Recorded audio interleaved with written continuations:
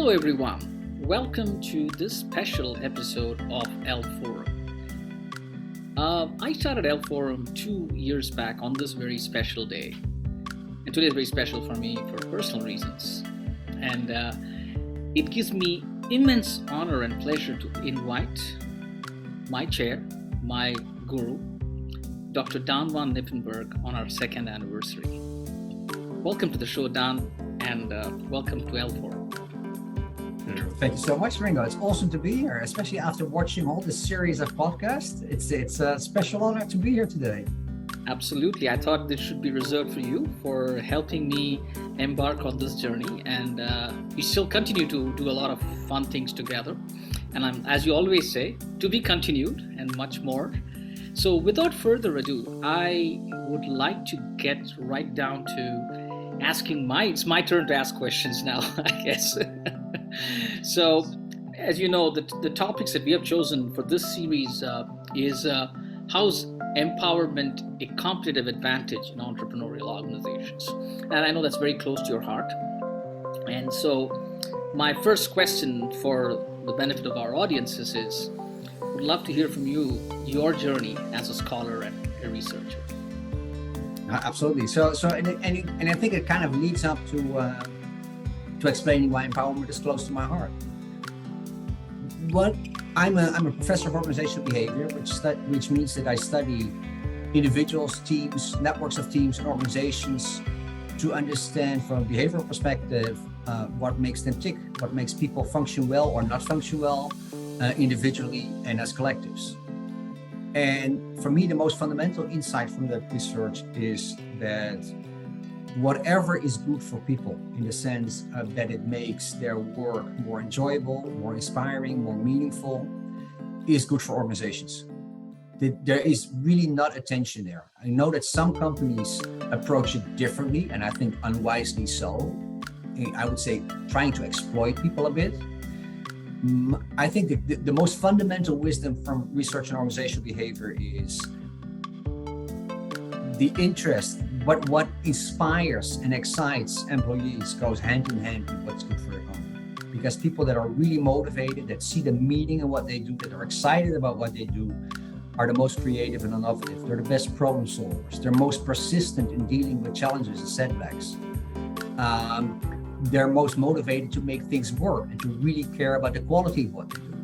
The less they are inspired, etc., the lower the quality of work, the easier they give up, etc. So whatever an organization can do to create that sense of excitement and meaning and inspiration pays off on both ends of the equation. For the organization as a whole, in the performance of people, and in the experience of work for people. And this is also what really got me interested first and foremost in leadership. Because I realized that there are many things that you can do as an organization more structurally, like how do you structure the work? How do you create all kinds of rules or regulations, or try to minimize them, etc., that influence the experience of work. But the most fundamental thing, the most direct influence, the most flexible influence you have on people's work experience is leadership. The most fundamental role of leadership in organizations is to guide and lead people, the collective of people in the organization, towards realizing the organization's purpose. So it is the most fundamental organizational role in a certain way. And we know that sometimes leadership is clearly difficult and it goes very, very wrong. And it is leadership that is to blame for really bad experiences at work. But we also know, and this is not just anecdotal, we know it from own experience, we know it from stories from friends and family, but we also know from research, leadership can also be a really positive influence, a great source of inspiration, of motivation, and of excitement at work that makes people perform better. And that's what underlies my interest in what I'm doing. I really believe that what we study, what we care about, is fundamentally important to organizations and to the people in organizations. Awesome. And I think you kind of summed up your about 30 plus years of work in about 3 minutes. So thank you. So, for our audiences, you can look him up and, see the number of articles and papers he's written in this area. And so my next question, Dan, is many people struggle with the definition of empowerment. what is, in your mind, the simplistic definition of empowerment from an academic perspective? So if I would say first from a leadership perspective, I would say encouraging and coaching people to be self-leading, to be self-directed. And this can be individually and this can be collectively. So it can be team empowerment or individual empowerment. So empowerment is being in a state where a mindset where you feel willing and able to be self-directed at work. And this goes right back to what I said earlier about, but for me, the most fundamental insight from this management research is being empowered is essential to create the inspiration and the meaning and the high quality work that I was talking about earlier. People really care about being self-directed. You don't want to be told what to do. You want to be able to follow your own judgment calls, figuring out what is the best thing to do right now, and how is the best way to do it. People are more motivated, more inspired if they're empowered. It also makes total sense from an organization's perspective, because if you sort of imagine, this is how I usually explain it, like an MBA class or whatever. If you imagine the opposite, you are going complete command and control leadership. Nobody is even allowed to move unless you tell them so, right? You do as I say, and if I don't say it, you don't do it, period. That really means that wherever I feel to see that something is a good idea to do, wherever I feel to give the best possible directions, people are underperforming because I'm forcing them to outsource their thinking to me. If everybody gets to think for themselves, which essentially is, that doesn't mean you can do whatever you want, but it means that you can form within the confines of what we're trying to do together. You form your own judgments. You're thinking for yourself rather than outsourcing your thinking to the boss. And it usually makes sense because you do this for full time. This is your job. You have more experience doing this. You have the first experience with the results of your work, etc. You are typically better positioned to figure out what to do than your boss. If you need input from your boss, you talk to your boss. But as long as you can deal with this yourself, everybody's better off if you deal with it yourself. It's more motivating for you. You are learning more. You are more agile. You're a better problem solver. You're more creative and innovative. It makes your work more pleasurable for you, and it makes you perform better, which makes the boss and the organization happy. It really is win-win. And that's why, I would always say empowerment is what you want. Empowering leadership is what you want.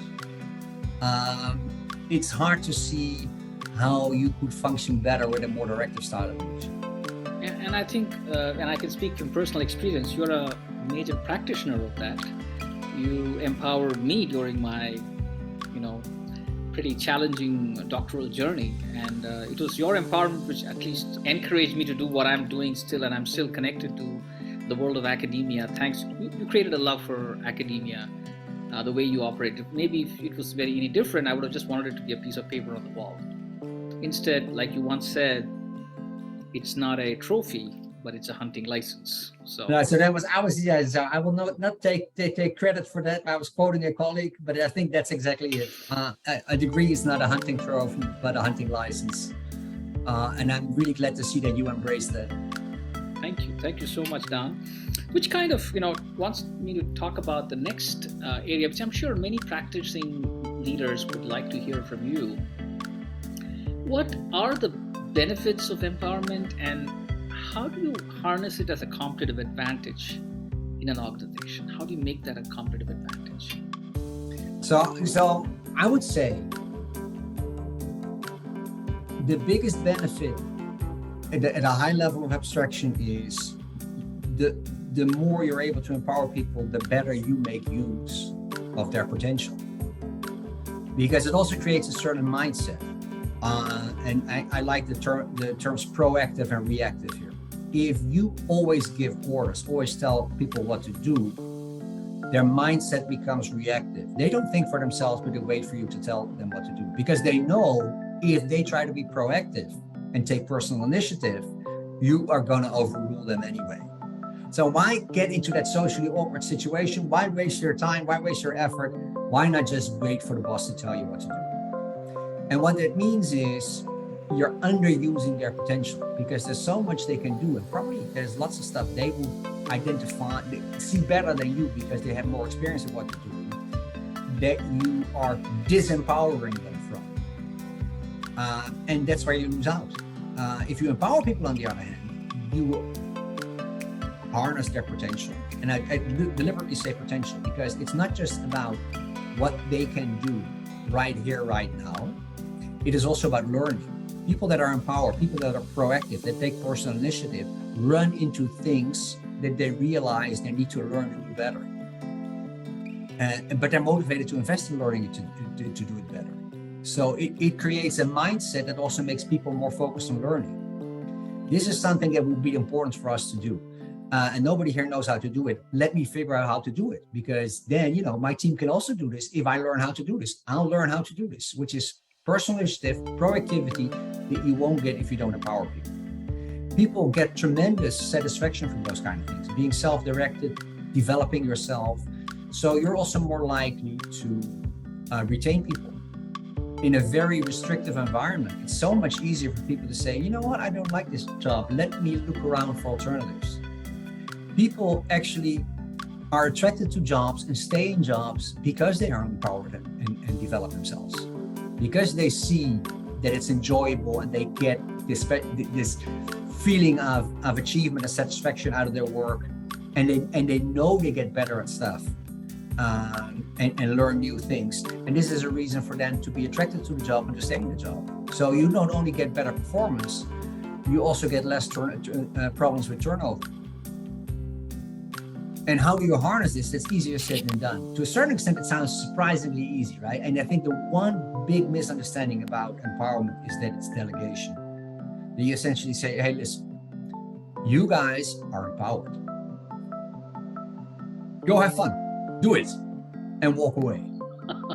And then you come back next week and you're kind of disappointed in how that worked out. And you think, okay, empowerment doesn't work, at least not for my people, they're not good enough. Empowerment is not delegating and walking away. Empowering leadership is a very engaged form of leadership. You are encouraging people to be self-leading, to be self-directed, but you're also coaching them. You're also helping them figure stuff out. You make yourself available, but it's less about telling people what to do. You're trying to avoid telling people what to do. It's more about asking questions. Maybe giving advice. This is a notion of coaching. Part of coaching is non-directive and just asking questions. Have you considered this? How about this? What are the options you have considered? Part of it can be directed. Here's my advice. Why don't you try this? And we talk about it. But it is putting others in the driver's seat. It is saying, I want you to take the lead on this. You figure this out. You try those things. As long as it seems to work, go for it. If you need my feedback, if you need my input, come to me and we'll talk about it. It's engaged. It's active. It's not walking away from it. But you're trying to avoid telling people what to do because you realize it's an investment. Because as they do this, they learn. And the more they learn, the more they develop their ability to be self-directed, the less they need you. So in the long run, you're freeing up your time for other stuff also, which could mean as your business is growing, more employees, newcomers that need to be socialized into the company, need to learn the ropes. You're freeing yourself up to invest in time in newcomers because, or maybe your old guard is so good at this that they can take care of the newcomers and you can, look externally, focus on new business opportunities, etc. So in the short run, yes, it takes your time and it's an investment. But in the long run, and this is the whole notion of learning, in the long run, it frees up your time in a way that being really directive never frees up your time. Because if you make people reactive, they will need your orders, quote unquote, your orders a year from now as much as they need it today. And I think that's how it can become a competitive advantage, because now the most precious commodity you have as a leader is time. I mean, if all of us had infinite time, I guess we can pretty much solve all the problems of the world, right? Yes, and here's another thing also, especially for entrepreneurs. Think about it like this. So if you have a small business, a startup, you are not going to compete with bigger businesses on salary or other fringe benefits, whatever. That's not where you compete for good people. You can compete with bigger, more rigid companies based on the excitement of working for you and the learning opportunities. But you can only offer those to the extent that you empower people. If you say, come work for me and I will micromanage you against a lower salary that you might get elsewhere, that doesn't sound so exciting. But if you say, come work for me and we're going to do some awesome stuff together. There will be a lot of learning that we do together, a lot of opportunities and challenges that we'll meet together. You'll grow and develop, and you'll be a very respected, empowered part of our team. That sounds more exciting. So totally. Especially for smaller businesses, especially for as they call it, less mature businesses, empowerment can really be a competitive advantage. Not just because it makes people more creative and innovative and agile, etc., but also because that is something you can compete on the job market. Because your smaller size allows you to be more empowering in that way, to offer more development opportunities than the typical more rigid, bigger company can. So, are there any downsides to empowerment, Dan? Are there any challenges of empowerment? So downsides, yes, maybe challenges for sure. So I think the one biggest thing that I would say, the risk is if you empower people, but foolishly didn't invest in creating a clear shared vision, you create the proverbial situation of herding cats. The question always is, so if you're empowered, what are you empowered to? And if people are not clear on what we're trying to do together, they will form their own judgment and they will do what they think is best. But we know, typically, unfortunately, if you have 10 people, they will not form the exact same judgment. They are not aligned on what is best. So they might all be moving in slightly different or widely different directions, doing what they think is best. And that's why I say it becomes like herding cats. So empowerment to be effective requires that there is a clear shared vision, that we're clear on what we're trying to do together. The more we're clear on this is what we're trying to achieve, this is awesome, this is what we want, that channels the empowerment. That makes it possible for people to act empowered individually and as a team. If you don't create that clear sense of shared vision, empowerment might actually get you into trouble. And in the end, you might have been better off if you just told people what to do. The other thing is, which I wouldn't call a downside of empowerment, the challenge of empowerment, you can empower people not enough, but you can also empower people too much or maybe too fast. Empowerment is also something that people need to grow into. You cannot say, hey, I just hired you. You're new to this company and you have a solid education, but the job you're going to do is completely new to you. You are empowered. Go have fun. People need to grow into those kind of situations. And the newcomer is the obvious example. But whenever people get into new roles, meet new challenges, unless they are seasoned veterans of your company, they will need time to grow into it. So in the end, I wouldn't say you can empower people too much when there's shared vision, but you can't empower people too fast. And it's your job as a leader to coach them and to help them grow into that role of self-leadership. Awesome. And I think I'm sure the audiences are enjoying this little masterclass on empowerment from you. My last question for our session today, Dan, is what quick advice would you give for an entrepreneurial leader in terms of he or she wants to empower the team? What are the 2 or 3 things they should look for, and what should they be, kind of like a little playbook, if you will? What would be so I think one of the most straightforward things to say is try to avoid telling people what to do, but ask questions and listen. Because people need to grow into this. Having you want to avoid telling people what to do, but you also don't want to say, hey, you're empowered, go and You go figure it out. Turn it into a conversation. We have this new client, and we're going to do this for this client, but it turns out that there are lots of problems here. What do you guys think we should be doing? And if you don't know yet, what do you think are the key issues here? What are the things that the key problems we should solve? Do you have a sense of which order we should do this? You can ask questions, you can guide people by the questions you ask, like following up on certain things, not other things. Try not to talk too much, try to listen a lot, try not to tell people what to do, ask questions, I think is very, very sound advice. Because when people realize that you're actually serious about listening to what they have to say, they grow into that role and they open up. And they will also be more open to you disagreeing with them. Because the fact that they say something doesn't mean that that's what should be done. So listening to what they have to say does not equate to doing what they say. Sometimes you have to say, I understand why you're saying this, but I think it's not going to work, and here's why. You don't want to always overrule them, because if you do that 5 times in a row, it's like, okay, whatever. You want just to do what you want anyway. So you have to strike a balance there. But the more people experience that you're actually taking them serious and listening to them, and what they say makes a difference for what happens next, the better able you're also to say, I don't think this is a good idea. I think we should do what you said earlier, but we shouldn't do this. That is, I think, is a really. The other thing is, it's not black and white. It's not like either you tell people, go do stuff, you figure it out yourself, or I'll tell you what to do. You can say, why don't you first invest in figuring out what looks like the best way of doing this, and then spend today doing this. Tomorrow morning, at the start of the day, you and I will sit down for coffee, and we'll talk about your ideas. And I can see, what I think and share my views, etc. So you can be engaged all the time, but you're just trying to avoid telling people what to do, so they feel they are in the driver's seat. That's where you want them to be.